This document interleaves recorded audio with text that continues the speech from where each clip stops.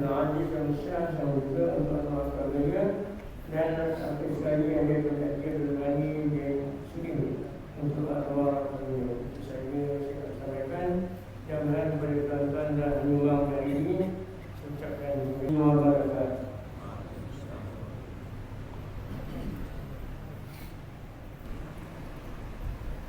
Assalamualaikum warahmatullahi wabarakatuh. Bismillahirrahmanirrahim.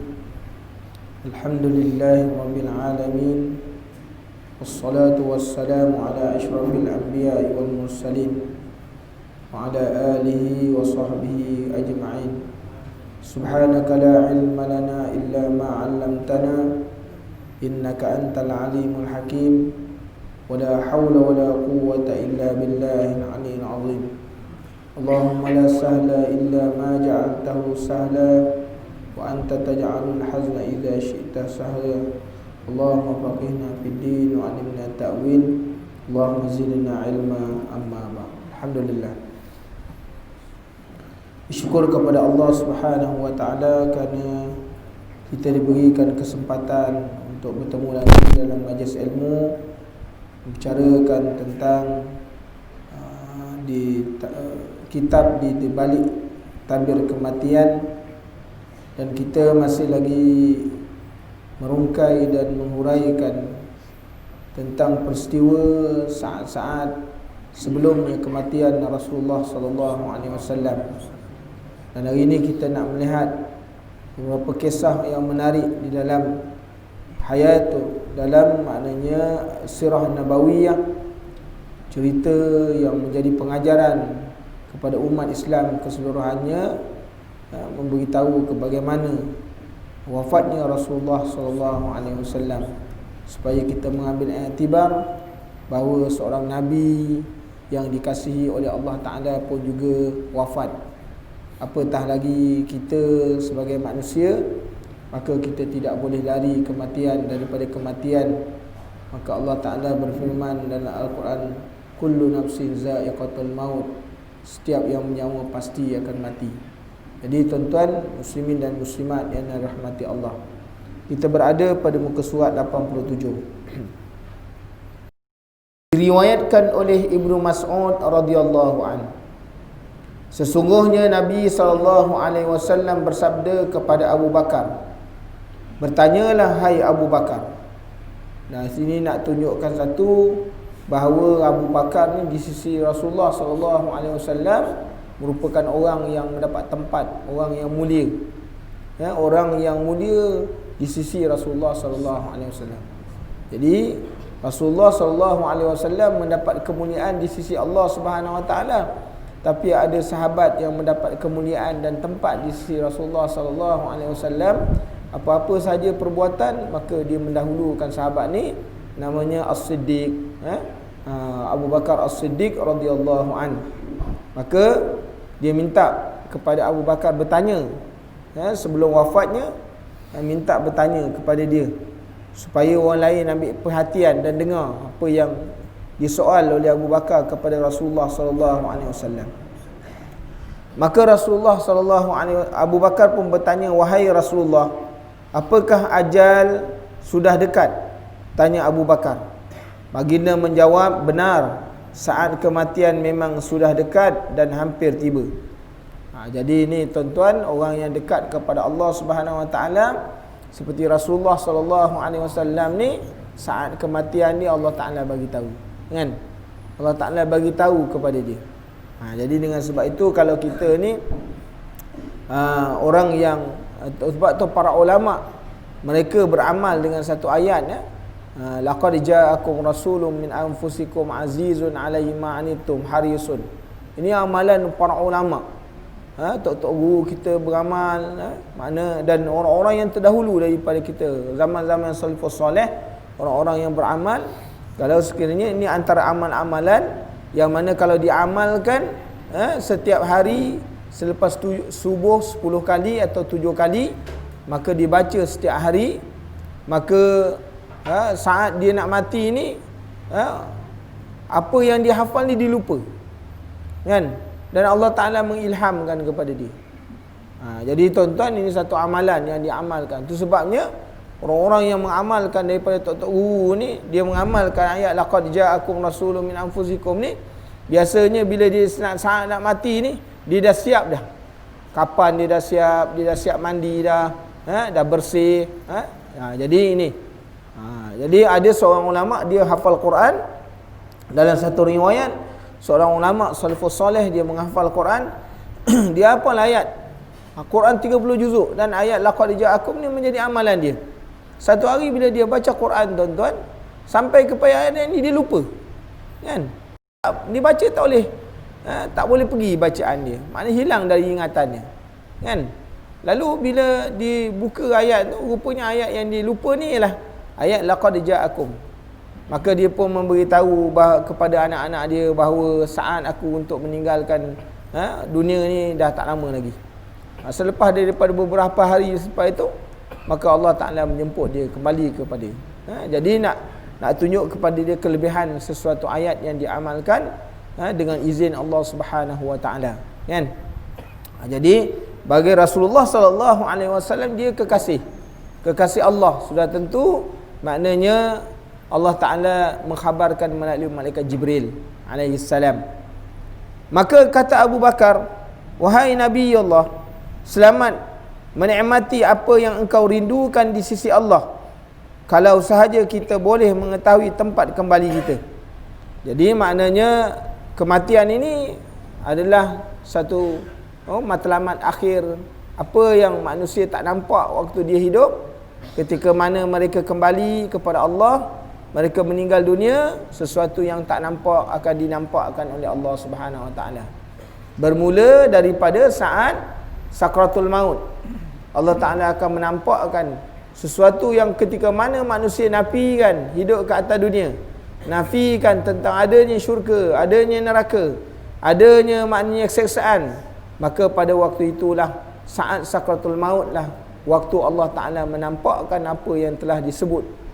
Yang kalau ketika mana hidup dekat atas dunia, manusia mengingkarinya, maka dia akan dapat lihat.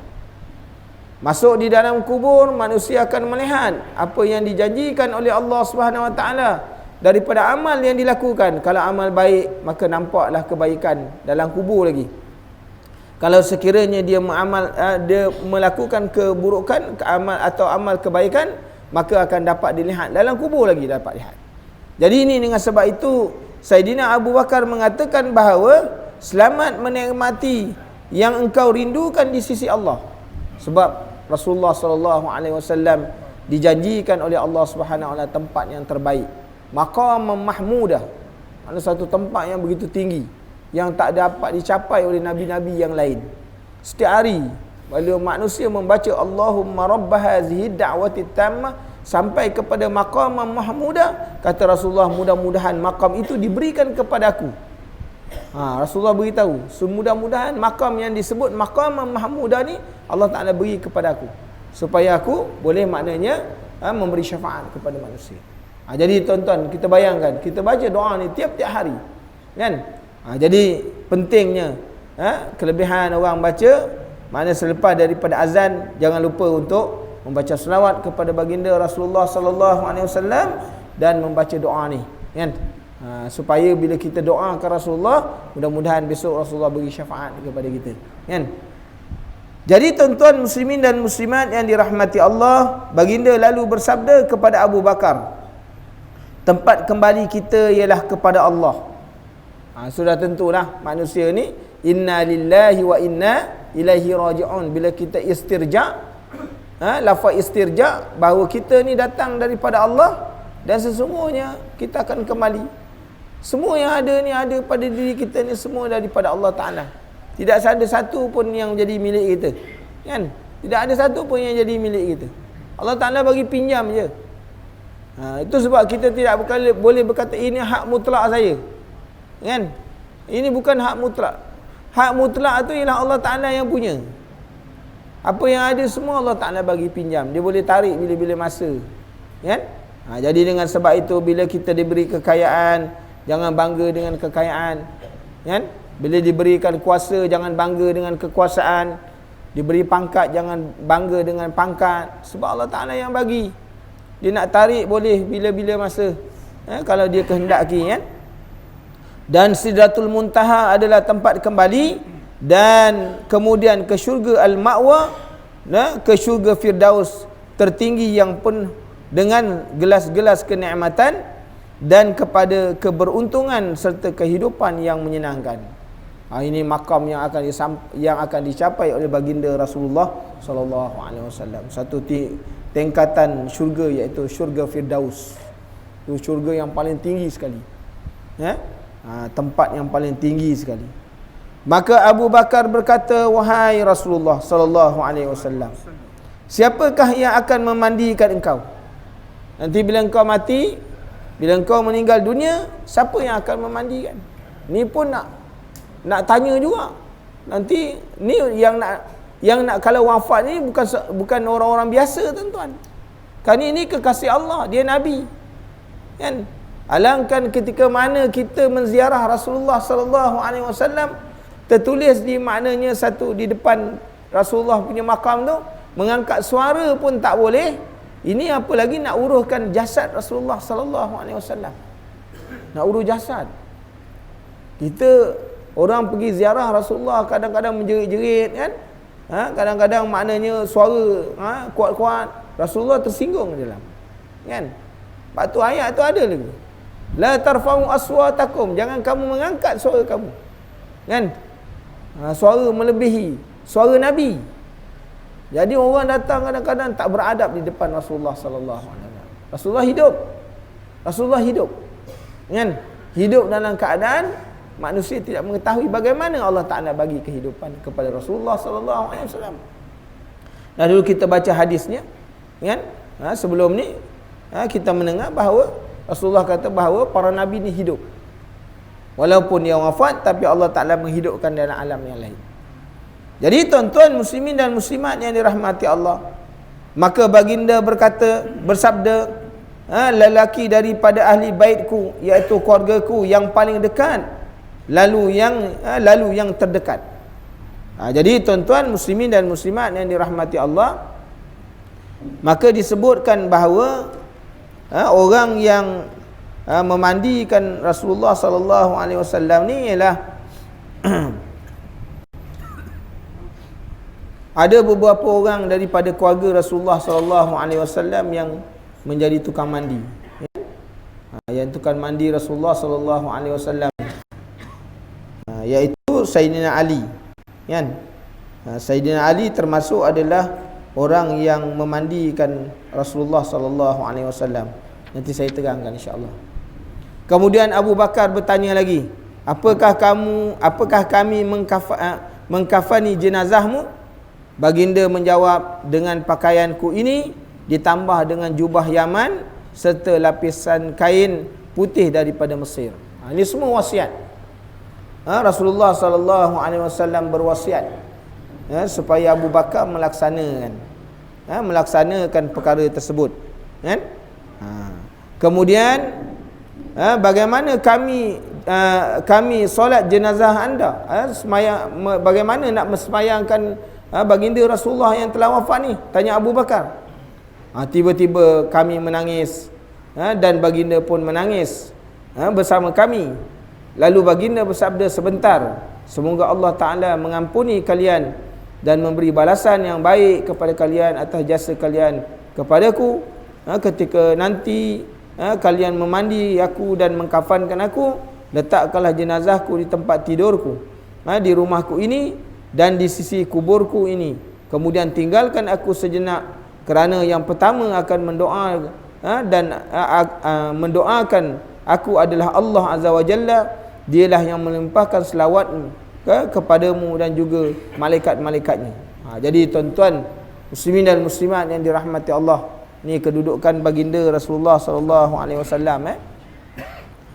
Ketika mana wafatnya Rasulullah sallallahu alaihi wasallam ini, orang yang pertama sekali datang untuk bertemu dengan jenazah Rasulullah ni ialah Abu Bakar As-Siddiq radhiyallahu anhu.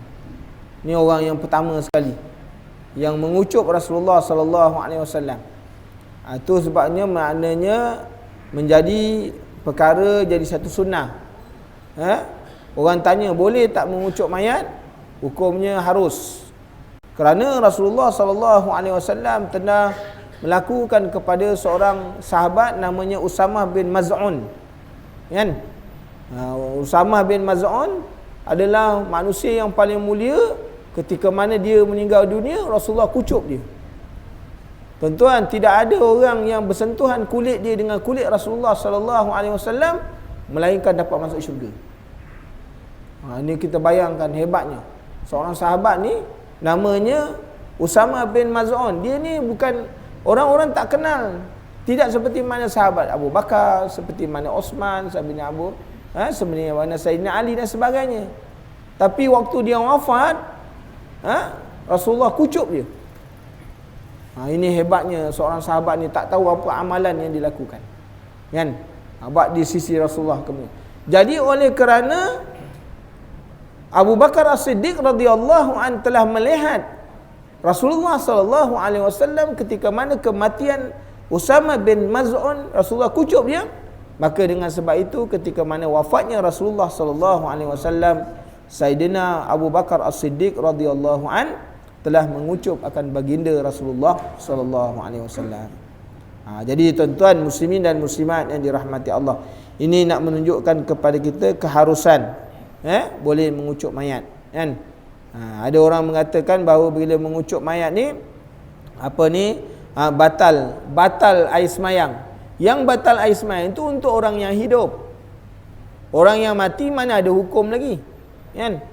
Jadi dengan sebab itu yang batal itu ialah kerana yang hidup kalau menciumnya, kalau dia bukan mahram, kan? Jadi maknanya tidak dibolehkan. Kemudian tuan-tuan muslimin dan muslimat yang dirahmati Allah, Rasulullah sallallahu alaihi wasallam ini dia wafat pada hari Isnin. Senang kalau kita nak ingat hari kewafatan Rasulullah ialah hari Isnin. Rasulullah lahir pada hari Isnin. Dan Rasulullah ni kalau dia berhijrah ke Madinah hari Isnin, senang. Rasulullah lahir hari Isnin, dia hijrah hari Isnin, wafat hari Isnin. Jadi senang kita nak mengingat tarikh itu. Kan? Kita tahu bahawa Allah Ta'ala tahu bahawa umat-umat ni payah nak ingat. Kan? Nak ingat macam-macam. Kan?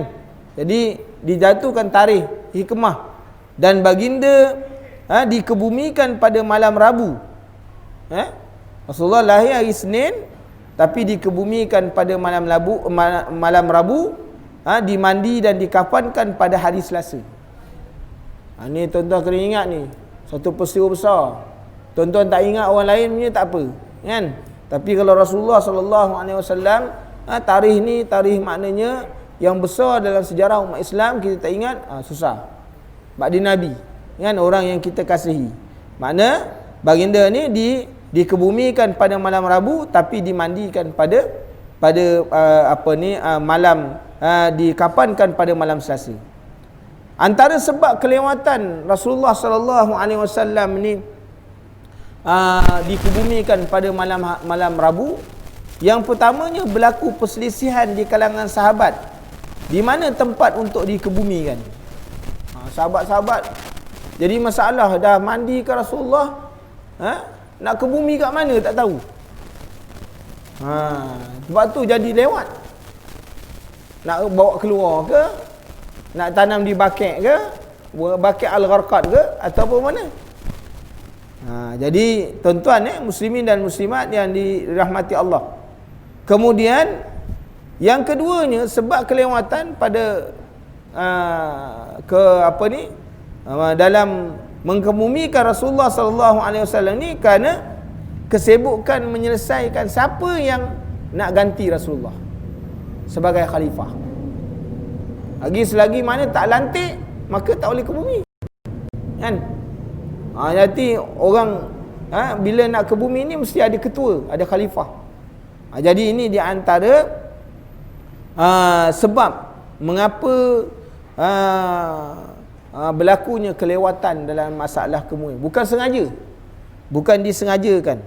Ini semuanya atas telah ditentukan oleh Allah Subhanahu Wa Taala. Jadi Rasulullah wafat hari Isnin, dikafankan pada malam dimandikan dia dan dikafankan pada malam Selasa. dan ditanam dia pada malam Rabu, kan? Jadi maknanya ada. Kemudian tuan-tuan muslimin dan muslimat yang dirahmati Allah, bila menyebut tentang mandi Rasulullah sallallahu alaihi wasallam ni, jadi Nabi sallallahu alaihi wasallam menyebutkan, tiada orang yang melihat auratku melainkan dibutakan matanya. Mana orang kalau nak mandi ke Rasulullah, jangan melihat aurat Rasulullah sallallahu alaihi wasallam. Waktu disebut, Rasulullah sebutkan, maka dia dimandikan oleh lelaki daripada ahli keluarganya, dan sebelah bapa baginda, iaitu Sayyidina Ali. Jadi orang yang memandikan Rasulullah ni ialah daripada lelaki sebelah bapa baginda, makna Sayyidina Ali. Jadi Nabi wasiat kepada dia lah, dan dibantu oleh Al-Abbas dan Al-Fadl, iaitu anak kepada Al-Abbas. Ini orang-orang yang terlibat, dan anak saudara Rasulullah, anak saudara Al-Abbas, kan, yang mandikan Usamah, kemudian Syukran, bekas bagi hamba Nabi SAW. Jadi orang yang terlibat mandi ke Rasulullah ni, Sayyidina Ali, Al-Abbas, anak kepada Al-Abbas, ada 2 orang, kemudian Usamah, dan seorang bekas hamba Rasulullah SAW. Jadi mandi ni tu tak ramai, kerana ni wasiat Rasulullah dah sebut dah, kan? Tak semua orang. Abu Bakar pun tidak dapat mandikan Rasulullah SAW. Jadi tuan-tuan muslimin dan muslimat yang dirahmati Allah, jadi kalau kita melihat pula di dalam kenyataan yang disebut tadi, bagaimana nak mensolatkan jenazah Nabi baginda Rasulullah SAW, maka disebut dalam riwayat, cara Nabi ini disolatkan ialah 10 orang. Masuk 10 orang, keluar. Masuk 10 orang, keluar, kan? Maka semayangnya tak ada berimam, semuanya sendiri-sendiri. Orang yang semayang jenazah Rasulullah ni, dia tidak diimamkan, semayangnya secara sendiri-sendiri, dan kumpulan muhajirin dan kumpulan ansar. Makna orang yang nak semayangkan ni 10 orang masuk, dia tak masuk semua sekali, kan? Dan orang perempuan, maknanya semayang jenazah selepas daripada semua orang lelaki selesai. Jadi kita melihat bagaimana orang yang nak semayang ke Rasulullah ni tertib, kan? Secara tertib. Pertamanya yang akan semayangkan ialah malaikat Jibril. Bayang tuan-tuan, Rasulullah SAW disemayangkan oleh kekasihnya, iaitu malaikat Jibril alaihissalam. Kemudian malaikat Mikail, Israfil, dan para malaikat yang lain, kan? Baru selepas itu pemimpin yang jadi khalifah, iaitu Abu Bakar As-Siddiq radhiyallahu anhu, baru terikut dengan orang-orang yang dekat dengan Rasulullah SAW. Ini caranya, kan? Cara yang dibuat, yang kerana Rasulullah SAW sendiri menyebutkan, kemudian Allah mengizinkan para malaikat untuk menyalati aku. Mana Rasulullah ni, para malaikat semua semayangkan, semua semayangkan jenazah Rasulullah SAW. Kita bayangkanlah malaikat ni berapa, tak terkira banyaknya tuan-tuan, kan? Tak terkira banyaknya. Masya Allah, kan? Kalau malaikat yang semayangkan manusia, para nabi yang memayangkan Nabi, Allah, sudah tentu maknanya kedudukannya cukup hebat. Maka makhluk Allah yang pertama sekali akan masuk dan menyembahyangkan ialah malaikat Jibril. Jibril adalah yang pertama sekali masuk. Selepas malaikat Jibril semayang, masuk pula Mikail, kan? Selepas daripada itu disusul oleh Israfil dan disusul oleh malaikat-malaikat yang lain. Mana seorang, kan? Jadi semoga Allah selalu memberkati mereka semua. Selanjutnya giliran kalian. Maknanya selepas habis para malaikat semayang, barulah diizinkan kepada orang lain, masuklah berduyun-duyun dan solatkan jenazahku serombongan demi serombongan, dan ucapkan salam kepada aku. Sebab tu walaupun Rasulullah dah wafat, tapi kita tu sebab tu disuruh dia sampai kepada makam Rasulullah sallallahu alaihi wasallam supaya memberi salam, assalamu alayka ya Rasulullah. Kan? Itu paling kurang lah tuan-tuan, kita memberi salam kepada Rasulullah sallallahu alaihi wasallam. No. Kan? Jangan lukai aku dengan ratapan, jeritan dan keluhan. Rasulullah larang.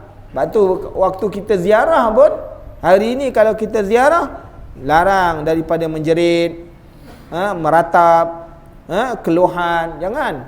Sebab tu Rasulullah larang. Kan? Perkara-perkara itu termasuk dalam perkara yang menyakiti Rasulullah sallallahu alaihi wasallam. Hendaklah imam yang memulai lebih dahulu. Makna siapa dia imam? Iaitu orang yang telah dilantik menjadi khalifah. Imam di sini bukan maksud imam solat. Ya juga maksudnya imam solat. Kalau dia jadi khalifah, dia lah menjadi imam. Kan? Pada zaman Rasulullah sallallahu alaihi wasallam, Rasulullah menjadi imam sebab dia khalifah. Jadi bila kewafatan Rasulullah, siapa yang dilantik menjadi khalifah? Abu Bakar. Maka Abu Bakar dululah, sebab dia imam, dia memimpin masyarakat bukan setakat dalam pemerintahan, dia juga memimpin masyarakat dalam solat. Maka dialah orang yang terdahulu untuk sembahyangkan Rasulullah sallallahu alaihi wasallam. Selepas daripada Abu Bakar, baru anggota-anggota Rasulullah, keluarga. Siapa dia? Sayyidina Hasan, Husain, siapa-siapa yang ada makna pertalian dengan Rasulullah sallallahu alaihi wasallam, semua dimulai yang paling dekat sekali. Siapa yang paling dekat? Hasan, Husain yang paling dekat. Bapa saudara Rasulullah, Al-Abbas, kan, yang paling dekat. Ibnu Abbas, Abdullah bin Abbas, semua orang yang dekat-dekat dengan Rasulullah. Ni orang-orang yang sembahyang dulu. Selepas itu kelompok perempuan dan anak-anak. Selepas ni, sebab tu kita tengok, kalau kita susunkan ketika mana wafatnya Rasulullah sallallahu alaihi wasallam, orang yang sembahyang ni tu dari mengikut tertib. Itu sebabnya tuan-tuan muslimin dan muslimat yang dirahmati Allah, perkara ini diambil istinbat oleh ulama bahawa orang yang nak sembahyangkan ibu bapa dia ialah orang yang paling dekat dengan dia. Siapa dia? Kalau mak bapak dia meninggal, orang yang paling dekat ialah anak dia. Kalau tak ada anak dia, ialah bapa-bapa saudara. Ini semua tolak Pak Imam. Kan? Yang afdal tuan-tuan, yang afdal. Kerana itu yang ditunjuk oleh baginda Rasulullah sallallahu alaihi wasallam. Sebab tu lebih afdal. Orang yang sembahyang ni orang yang dekat dengan yang semati. Nah, sebab tu inilah maknanya satu penghormatan ataupun satu khidmat yang terakhir bagi ahli keluarga kepada orang yang meninggal. Jadi kalau sekiranya orang yang meninggal ni tak diambil hirau oleh keluarga, ni adalah malang. Itu nak menunjukkan bahawa belajar mayang-mayat ni bukan tugas Pak Imam. Kan? Kerana ini merupakan fardu ain. Setiap orang kena tahu bagaimana nak sembahyangkan mayat. Kan? Baik lelaki atau perempuan. Nak mandikan mayat bukan tugasnya untuk Pak Bilal dia. Kerana dia tu satu fardu ain. Sebab tu semua orang kena tahu bagaimana nak mengurus jenazah. Bukan tugas Pak Bilal tu dia punya tugas. Dia punya tugas. Imam tu tugas dia. Kan? Tapi dari sudut kelayakan, ya kalau kita baca kepada sirah ini nak tunjuk jadi satu hukum. Orang yang paling afdal untuk menyolatkan bagi orang yang meninggal dunia ialah daripada ahli keluarga. Pak saudara, kan?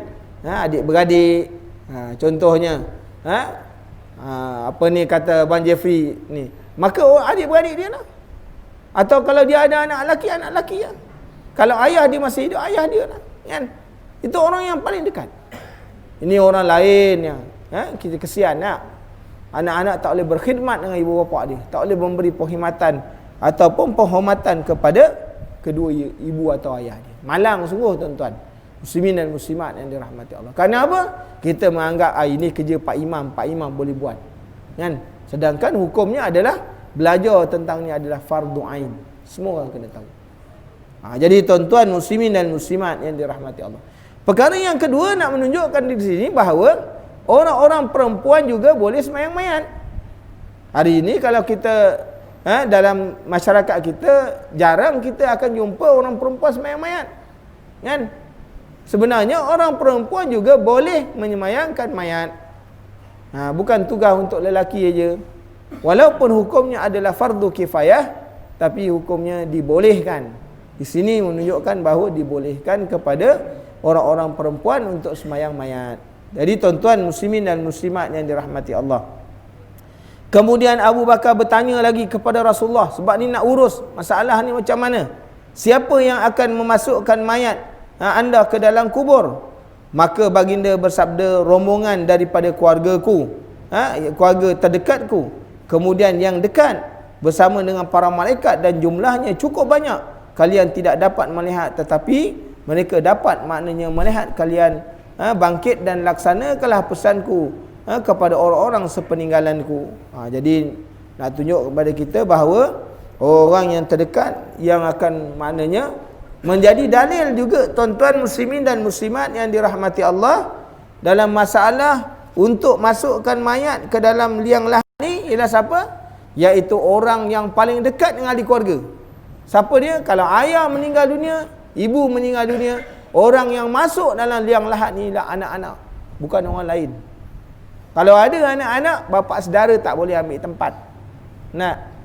Kan? Mesti anak-anak dulu.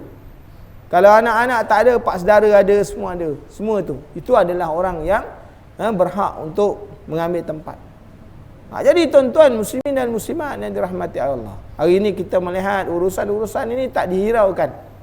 Masyarakat tak ambil berat tentang masalah-masalah ini, sedangkan Rasulullah SAW telah menunjukkan kepada kita, walaupun perkara ini dibuat untuk diri Rasulullah SAW, tetapi ia menjadi panduan dalam hukum selepas daripada itu.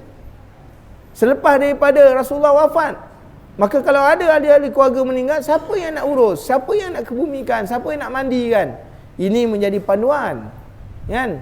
Menjadi panduan dalam masalah memberi maknanya alawiyat, orang yang diberi keutamaan dalam mengurus, dalam memandikan, dalam menyembahyangkan, dalam mengkebumikan. Ni orang yang diberi keutamaan berbanding dengan orang-orang yang lain.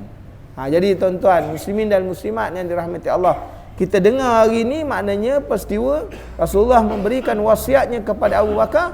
Sebenarnya wasiat ini sebenarnya menjadi maknanya tanda hukum kepada orang-orang yang akan datang. Bagaimana kalau kematian, siapa orang yang layak nak mengurus, nak mandi dan sebagainya. Jadi tuan-tuan muslimin dan muslimat yang dirahmati Allah.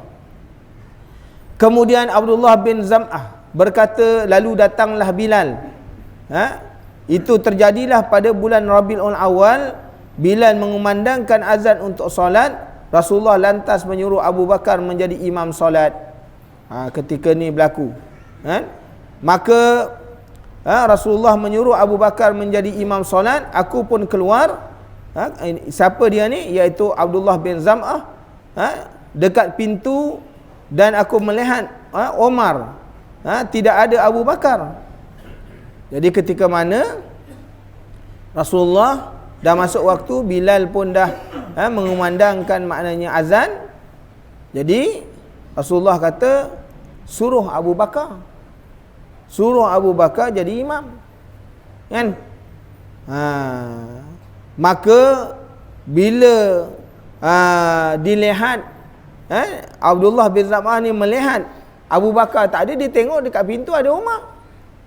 Maka dia pun suruh Umar, kan? Dia pun menyuruh Umar menjadi imam. Aku pun berkata kepadanya, bangkitlah wahai Umar, jadilah imam solat berjamaah. Umar pun segera bangkit, tetapi ketika ia mulai bertakbir dengan suara yang cukup keras sehingga Rasulullah mendengarnya, baginda pun keluar dan bertanya, mana Abu Bakar? Ni imam, Sayyidina Umar tu jadi imam. Bila Abu Bakar, Sayyidina Umar ni suaranya kuat, lantang. Itu sebabnya kalau Sayyidina Umar bangun sembahyang malam, dia punya suaranya kuat. Sehingga Rasulullah kata, Umar, kalau kau bangun malam, baca perlahan sikit. Dia kata, wahai Umar, kenapa baca kuat-kuat? Aku nak kejutkan orang bangun malam, sebab tu aku baca kuat. Kata Rasulullah, wahai Umar, kalau bangun malam, sembahyang malam, perlahankan sikit suara. Yang keduanya, kata Umar, supaya aku terhindar daripada gangguan syaitan, kan? Jadi tuan-tuan muslimin dan muslimat yang dirahmati Allah, maka bangkitlah Umar jadi imam. Ni pun satu peristiwa yang kita nak tengok, kan? Nak tengok di sini kemuliaan. Tetapi ketika mula bertakbir dengan suara yang cukup keras sehingga Rasulullah mendengarnya, baginda pun keluar. Dalam keadaan Rasulullah sakit tadi, Rasulullah dengar. Sedangkan Rasulullah tadi beri arahan suruh supaya Abu Bakar. Rasul dengar suara Umar jadi imam, Rasulullah keluar daripada rumah dia. Dia kata, mana Abu Bakar? Allah dan kaum muslimin tidak menyukai ini. Allahu Akbar. Aku dah arah lain, orang lain yang buat. Nampak tu Rasulullah. Jadi Rasulullah ni kata Allah dan kaum muslimin tidak menyukai ini. Allah dan kaum muslimin tidak menyukai ini. Suruh Abu Bakar menjadi imam mereka. Allahu Akbar. Tak tunjuk tuan-tuan di sisi Rasulullah, Sayyidina Abu Bakar ni cukup hebat. Kan? Sehingga maknanya ketika mana Abu Bakar Umar jadi imam, Rasulullah suruh. Rasulullah suruh Abu Bakar.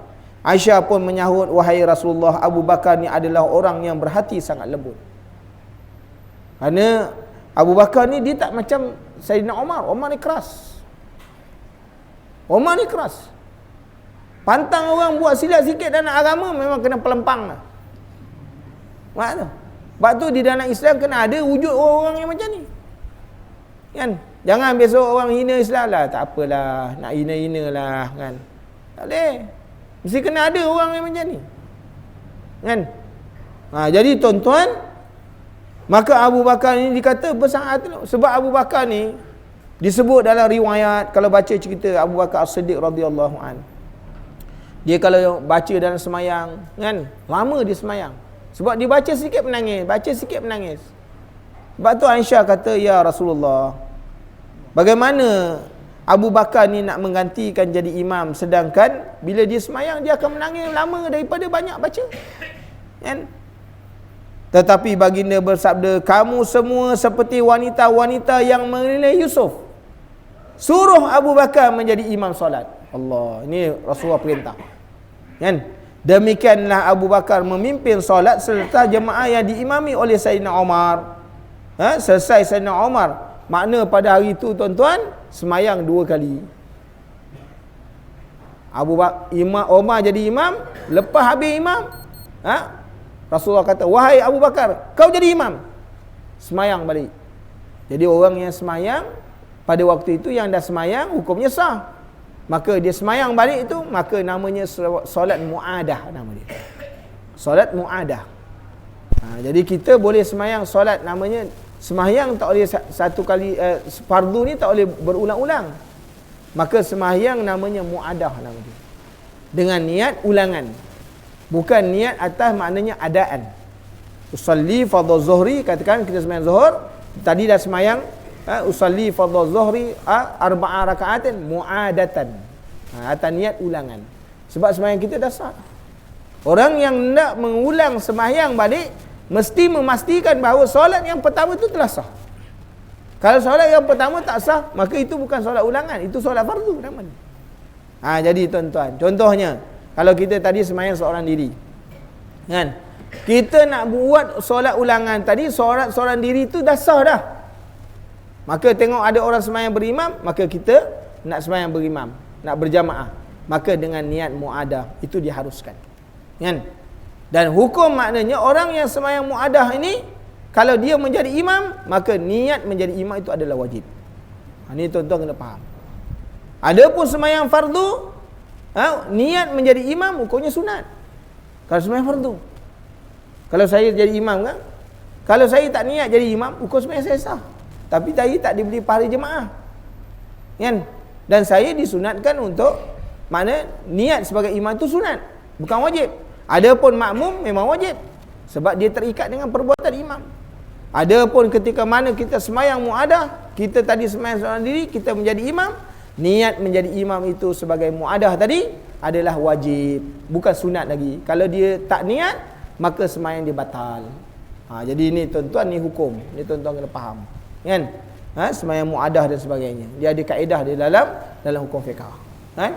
Jadi tuan-tuan muslimin dan muslimat yang dirahmati Allah, maka selepas daripada Sayyidina Umar selesai Umar pun berkata kepada Abdullah bin Zam'ah, celaka kamu. Kan? Sayyidina Umar macam tu je.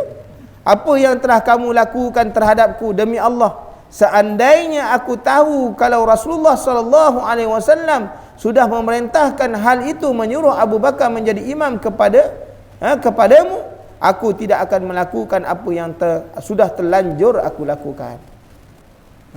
Jadi nak tunjuk kat sini, di sini ulama pegang beberapa hukum. Yang pertamanya, mesti taat kepada pemerintah, kan? Taat kepada walil amri itu penting, kan? Dan Rasulullah kalau dah menunjukkan seorang, dia mesti taat, kan? Tak boleh orang melanggar perintah Rasulullah sallallahu alaihi wasallam. Jadi kat sini macam-macam hukum para ulama boleh ambil, yang dia ambil.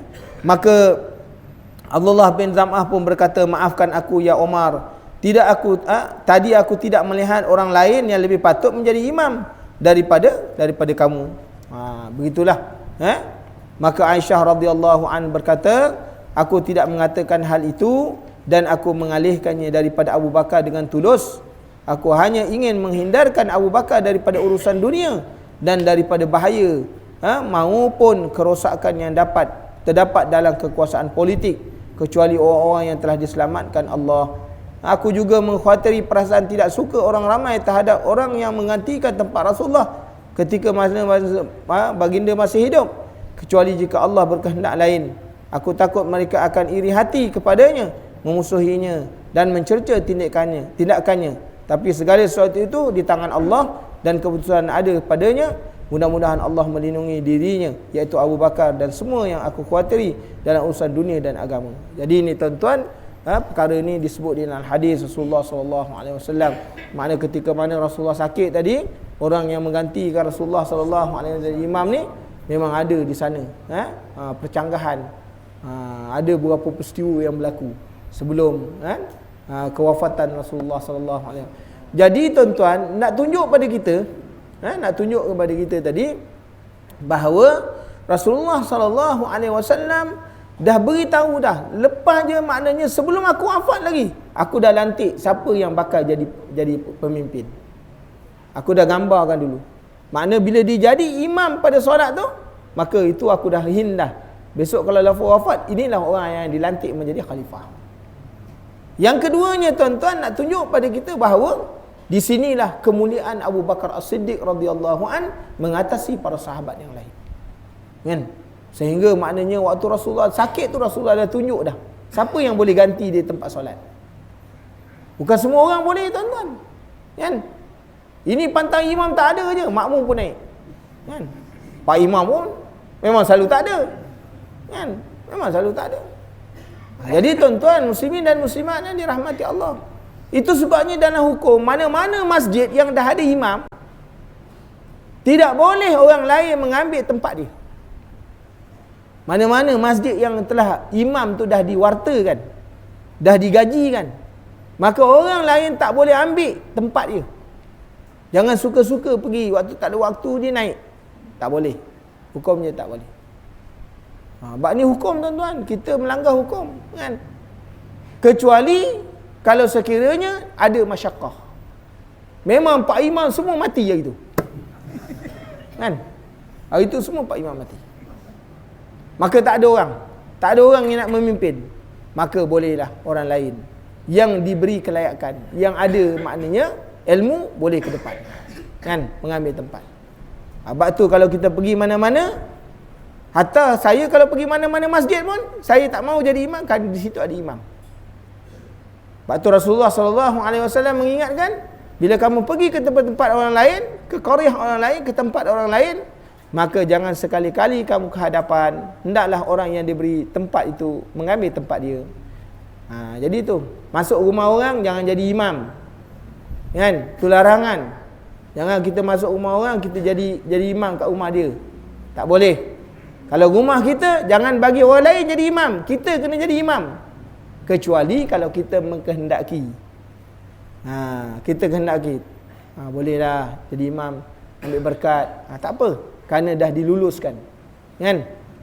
Jadi tuan-tuan, ini hukum tuan-tuan kena tahu. Jangan buat seronok sini je. Pergi tempat orang lain, minta azan. minta jadi imam, macam suara dia sedap benar. Kan? Jadi tuan-tuan ni kena tahulah adab-adab ni, kerana dia dah sebut dalam hukum. Supaya jangan timbul masalah, kan? Yang ni kerana peristiwa ni menerbitkan banyak hukum fiqh yang kita kena faham.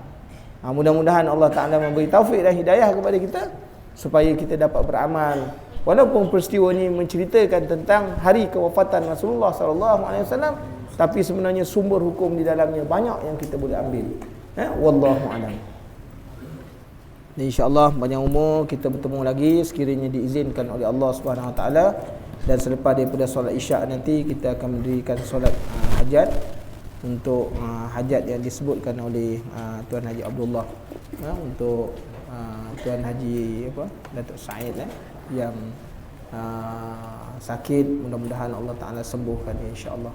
Bismillahirrahmanirrahim. Alhamdulillahirabbil alamin. Wassalatu wassalamu ala asyrafil anbiya'i wal mursalin wa ala alihi wa sahbihi ajma'in. Allahumma inna nas'aluka 'ilman nafi'an wa rizqan thayyiban wa 'amalan mutaqabbalan. Allahumma inna nas'alukal jannah. Allahumma inna nas'alukal jannah. Allahumma inna nas'alukal jannah wa ma yuqarribu ilaiha min qawlin wa 'amal. Wa na'udzubika minan nar, wa na'udzubika minan nar, wa na'udzubika min nar wa ma yuqarribu ilaiha min qawlin wa 'amal. Allahumma a'inna 'ala zikrika wa syukrika wa husni ibadatik. Rabbana zalamna anfusana wa illam taghfir lana wa tarhamna lanakunanna minal khasirin. Rabbana atina fid dunya hasanatan wa qina azaban nar. Wassallallahu ala sayyidina Muhammad wa ala alihi wa sahbihi wasallam. Alhamdulillahirabbil alamin. Taqabbalallahu minkum.